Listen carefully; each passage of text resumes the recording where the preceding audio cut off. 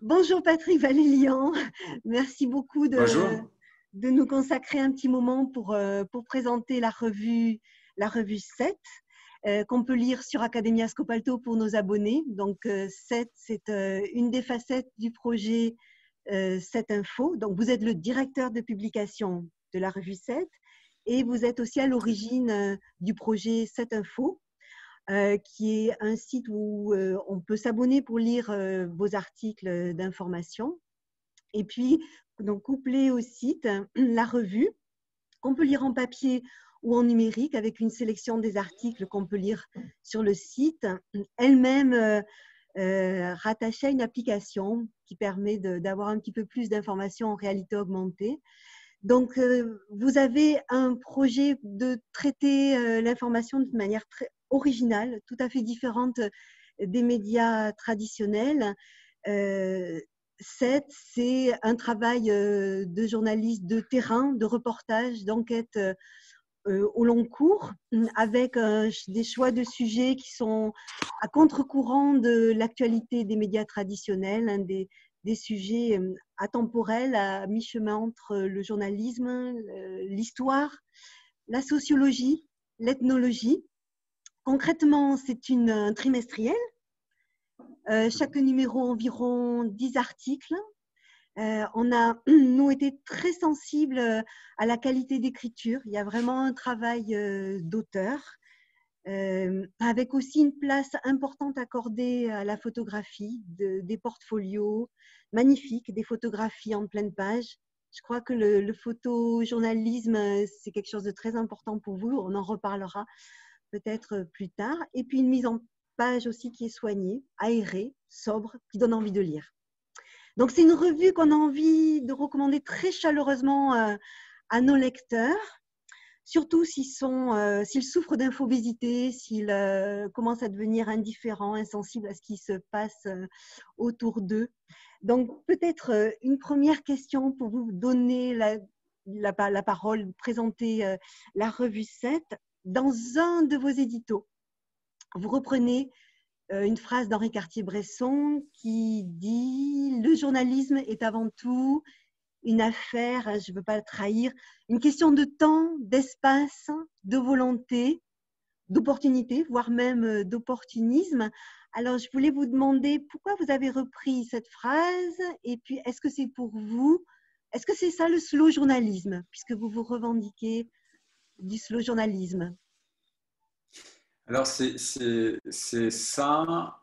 Alors, merci pour tout ce que vous avez dit, hein, ceci dit, pour commencer déjà. C'est très, très élogieux je ne sais pas si on le mérite, à vrai dire, mais merci beaucoup. Effectivement, on essaye un peu d'être différent des autres et d'apporter notre pierre à l'édifice. Alors, en quoi cette citation nous correspond? Simplement parce qu'on fait du terrain, parce qu'on est effectivement dans la notion de donner de l'espace et du temps à nos sujets. C'est-à-dire et c'est là qu'on devient slow. C'est-à-dire qu'un sujet chez nous, un récit, prend en termes de réalisation, entre une année à 18 mois, entre le moment où on va sur le terrain, le moment où on relit, on travaille justement. L'écriture est très importante pour nous. Hein, on fait ce qu'on appelle du journalisme littéraire ou de la littérature du réel, si vous voulez. Donc on insiste là-dessus. Et pourquoi? Simplement parce qu'aujourd'hui, beaucoup de dépêches d'agence sont réalisées par des robots. Donc, ce qui va nous différencier des robots dans le métier qu'est le mien, le journalisme, c'est quand même cette patte, ce terrain, c'est le fait d'être les pieds, la tête, les jambes de nos lecteurs, et comme des Kessel, comme des Albert Londres, comme Kapuscinski, comme Guettales aux États-Unis ou Nicolas Bouvier, hein, on part sur le terrain et on raconte des histoires. Donc ça, c'est notre credo.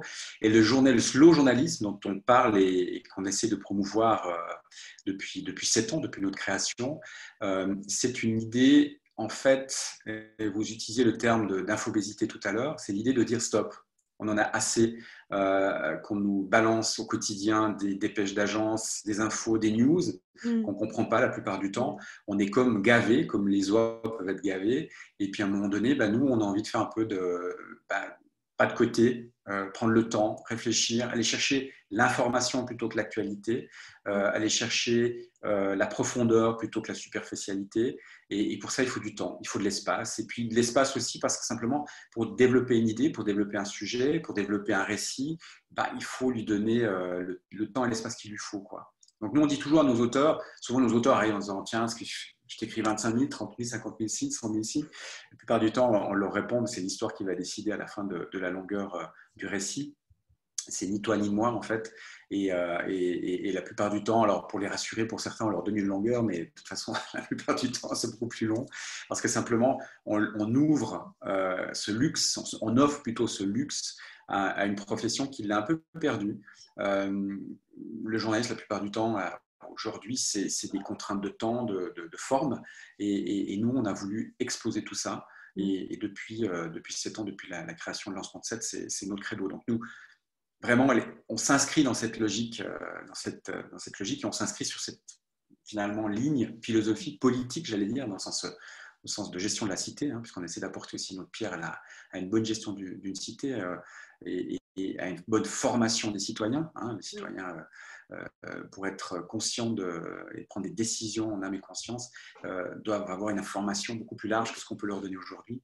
Et nous, ça, c'est notre conviction. C'est-à-dire que on va apporter, si vous voulez, cette pierre-là, cette petite pierre à l'édifice. On est microscopique hein, par rapport peut-être à d'autres groupes de presse, mais on sent que cette petite graine qu'on a plantée dans le sol il y a 7 ans en train de pousser gentiment et sûrement, et que le moins mais mieux fait son chemin, en tout cas dans la profession de journaliste et aussi auprès des gens.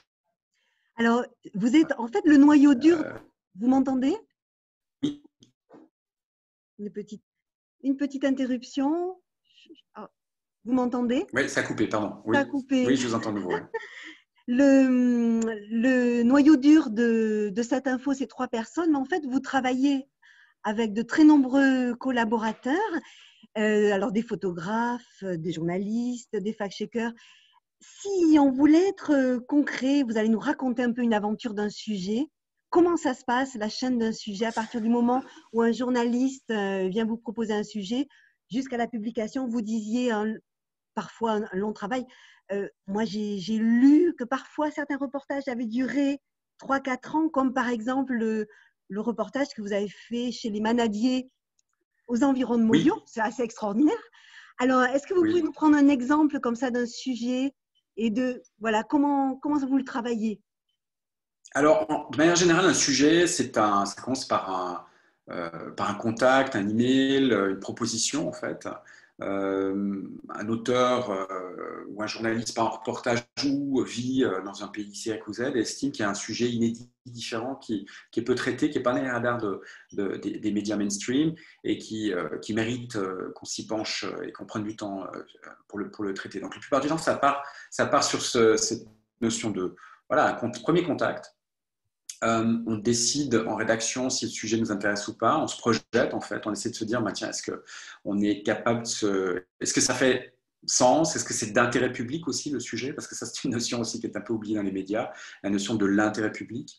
Et donc, à partir de là, on échange sous la forme d'un synopsis, on envoie un synopsis type à la personne qui va pouvoir le remplir et nous dire voilà comment j'imagine les choses, les gens que j'ai rencontrés ou que j'ai rencontrés déjà en pré-enquête et on construit le sujet ensemble petit à petit. La plupart du temps, ce synopsis en fait, qui est un fil rouge, un plan, va évoluer et on a un échange continuel sur la question du plan et l'évolution de ce plan.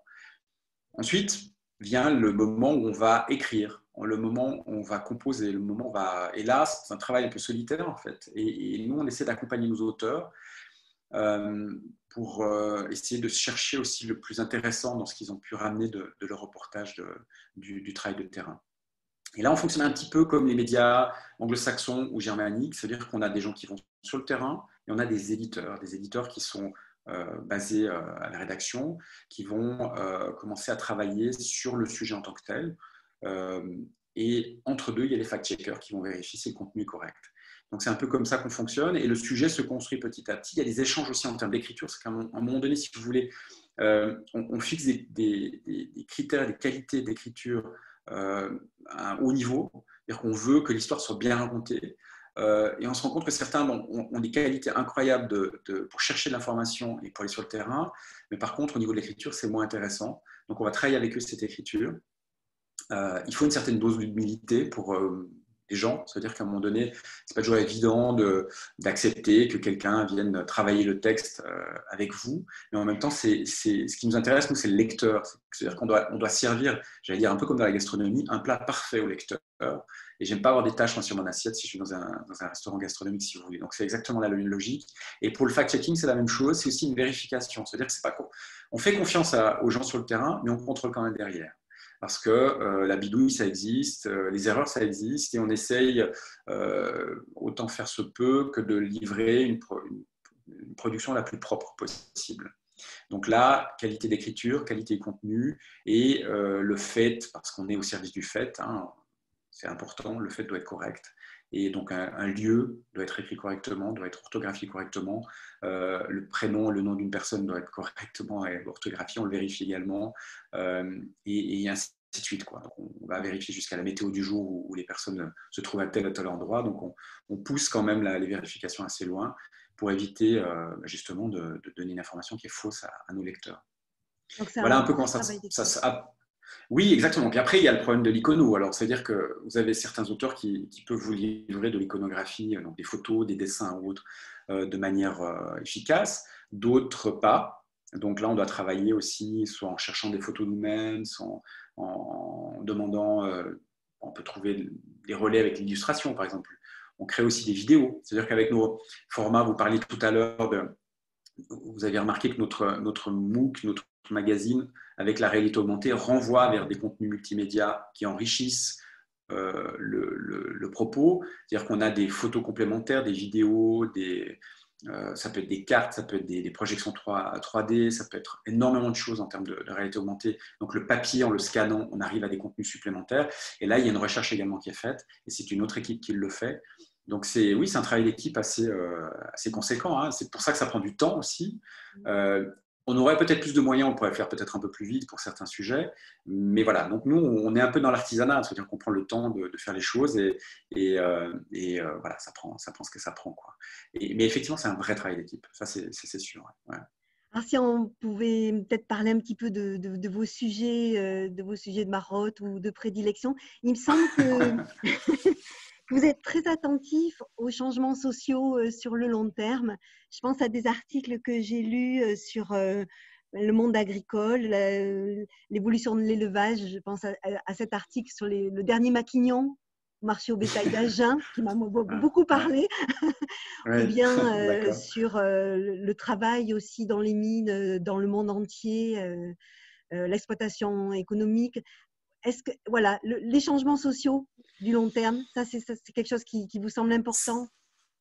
C'est très important. Ça veut dire qu'à un moment donné, si vous voulez, dans une société, enfin moi je suis historien de formation et géographe, donc dans ma formation, j'ai toujours les deux dimensions, j'ai le temps et l'espace. Et dans mon métier de journaliste, je réfléchis toujours de la même manière, le temps et l'espace. C'est-à-dire qu'une situation X, Y ou Z, une guerre, par exemple, n'arrive pas par hasard. Je veux dire, c'est pas un jour quelqu'un qui se réveille, qui se dit tiens, je me suis réveillé de mauvais pied et aujourd'hui je vais faire la guerre. Si vous voulez, il y a des éléments qui l'expliquent, qui l'amènent. Et une révolution, c'est exactement la même chose. Quand j'étais sur la place El Tahrir Square là, au Caire en 2011 au moment de la révolution, pourquoi j'y étais dès le départ? Parce qu'on avait senti arriver la révolution avec ce qu'on appelle le prix du falafel. C'est-à-dire que quand j'allais dans le monde arabe, j'allais au Caire, je ne sais plus le prix exact, mais le falafel était peut-être à 2 centimes. Et après, il est passé à 4 centimes, après à 6 centimes, 8 centimes, jusqu'à 20 centimes ou 25 centimes. Pour vous, pour moi, ça ne change pas grand-chose. Mais pour quelqu'un qui vit avec pas grand-chose, justement, dans les bidonvilles, sur les bidonvilles, enfin les bidonvilles du Caire sont sur les bâtiments. Il faut savoir qu'on construit des étages supplémentaires sur les vieux bâtiments du Caire. 3 fois plus, 4 fois plus, 5 fois plus au niveau de la nourriture, c'est déjà une catastrophe, si vous voulez.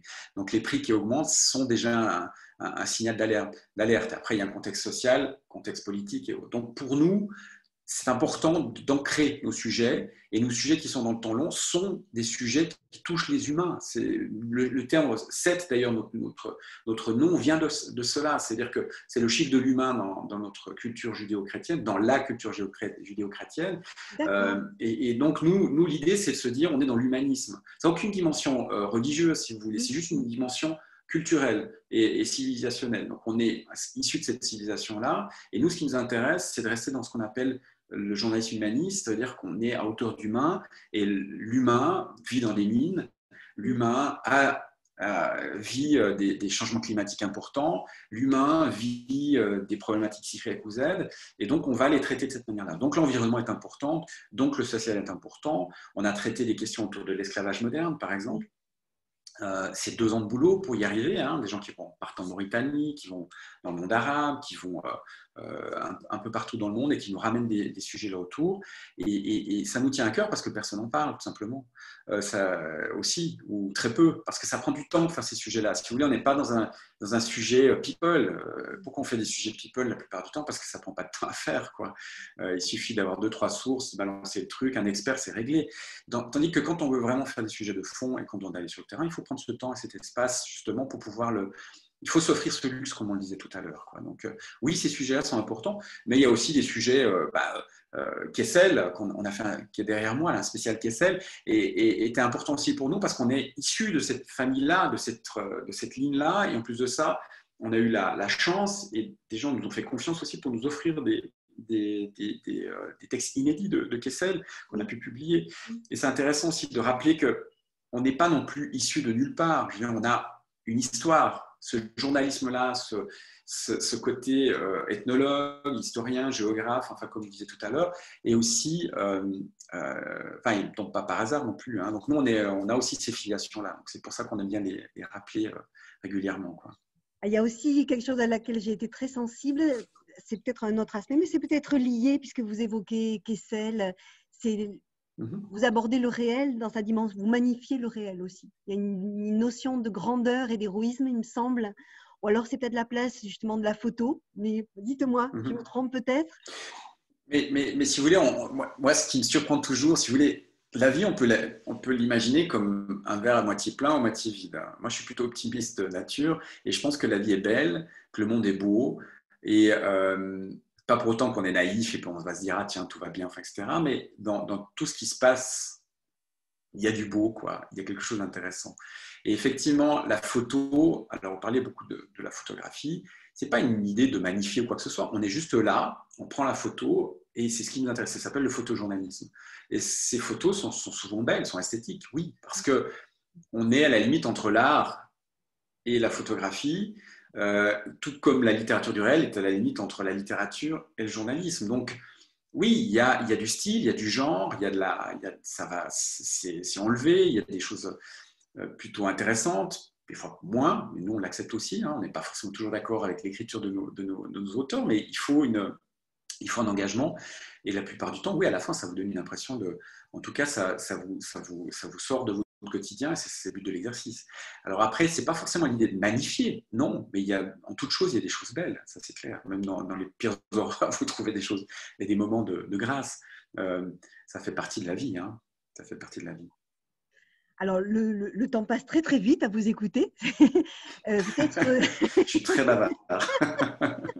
Alors, peut-être une dernière question sur pour comprendre le projet. Comment vous arrivez à concilier cette exigence que vous exprimez dans le manifeste, sur le site, votre manifeste du journalisme, et les exigences, les contraintes économiques? On sait que la presse aujourd'hui traverse une crise. Comment c'est la recette pour vous? L'équilibre, comment s'obtient-il? C'est là comment dire, vraiment moi là où je suis respectueux de tous les gens qui s'engagent autour de nous, en fait, des gens qui nous supportent, des gens qui nous donnent de leur énergie, de leur temps et qui nous aident. Ça va des libraires, ça va des bibliothécaires, ça va des auteurs qui aussi de leur côté sont nos ambassadeurs aussi. Alors, si vous voulez, on a effectivement une chance folle, c'est qu'on n'est pas tout seul, quoi, et que des gens ont envie de nous aider et nous soutiennent pour continuer ce travail. Alors, comment on réussit avec, finalement, c'est le secret, si je puis dire, c'est aussi de prendre son temps. C'est-à-dire que on y va au rythme qu'on peut, avec les moyens qu'on a. Voilà. C'est une des solutions. Un des premiers points, c'est celui-là. On aimerait bien aller plus vite, on aimerait bien faire beaucoup plus de choses, parce qu'on pense qu'il y a énormément d'histoires intéressantes à raconter sur cette planète, mais on ne peut pas faire plus que ce qu'on fait aujourd'hui. Et ensuite de ça, on se finance, alors clairement, grâce à l'abonnement. Et là, souvent, si vous voulez, on me dit pourquoi s'abonner. Je dis souvent c'est pour soutenir ce qui va arriver, soutenir ce qui est déjà, mais qui va arriver. Et là, je pense qu'on a une chance, et on a plus de 4000 abonnés, essentiellement en Suisse. Et on aimerait bien élargir ça au niveau de la francophonie. Mais voilà, c'est déjà une chance. On a déjà cette chance-là. Des gens croient en ce qu'on fait. Et c'est aussi un moteur et une essence incroyable chaque matin, même si vous prenez des tuiles régulièrement. Si la dernière qui nous est arrivée, c'est que la Poste suisse a réussi à nous perdre en gros 500 exemplaires auprès de nos abonnés. Et donc là maintenant, ça fait un mois qu'on cherche nos exemplaires. C'est très compliqué. Et donc c'est vraiment des tuiles supplémentaires, mais il faut se battre et puis on n'a pas le choix. On y va. On a une chance, c'est qu'effectivement, on est présent sur des réseaux, des kiosques numériques ou dans les librairies numériques. On a notamment maintenant sur Amazon, sur Google, sur Facebook, sur Apple, mais aussi Scopalto et d'autres, ce qui nous fait aussi nous permet d'avoir quelques revenus. On a de la publicité. Alors certains nous disent, mais pourquoi vous avez de la publicité dans notre MOOC? Mais en même temps, c'est aussi une manière de pouvoir tenir grâce à des partenaires qui prennent le risque aussi de nous soutenir de cette manière-là. On a des ventes en kiosque, en librairie. On a, voilà, donc petit à petit, si vous voulez, c'est ces petites rivières qui font qu'on arrive à se financer. On a des soutiens aussi, des mécénats, du mécénat, des fondations qui nous aident, et on les remercie à chaque fois. Donc voilà, tout ça nous permet de survivre. Mais c'est vrai que la situation économique est très compliquée. Ça, je ne le cache pas. On est toujours, on est à l'équilibre, nous, depuis 2 ans, mais on est d'une fragilité incroyable et on a du mal à se projeter. C'est une difficulté aujourd'hui, effectivement, de pouvoir se projeter. Après, voilà, c'est un pari. C'est aussi notre envie, j'allais dire, de citoyens du monde, d'apporter notre petite pierre à cet édifice. Voilà, c'est comme ça qu'on conçoit notre mission et c'est ce qui nous fait avancer en tant que journaliste, en tant que citoyen, quoi. Parce que moi, je ne peux pas définir mon métier simplement uniquement comme porteur de news. Non, on veut apporter du sens à notre vie, à notre temps, à notre société, et c'est ce qui nous fait avancer aussi, quoi. Après, on se rend compte, alors par chance, qu'on n'est pas tout seul, que ce soit du côté des annonceurs, du côté des lecteurs, du côté des abonnés, du côté des partenaires, des fondations et autres.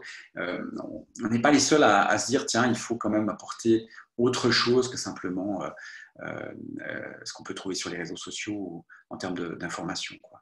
Donc ça, c'est ouais, on est plutôt content. On a des appuis à ce niveau-là, mais c'est vrai que oui, c'est dur. Oui, ça c'est pas tout.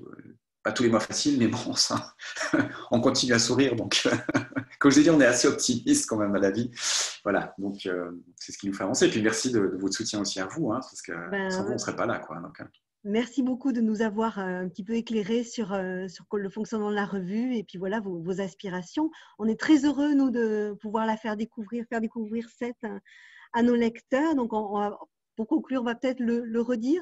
Nos abonnés peuvent lire Seth sur Academia Scopalto et puis s'abonner à la revue papier ou aussi on laissera sur notre chaîne YouTube les références du site. Voilà. On vous souhaite une belle continuation et encore une fois, on vous remercie beaucoup pour cette rencontre. À bientôt peut-être. Merci beaucoup. À bientôt, merci. Au revoir. Merci.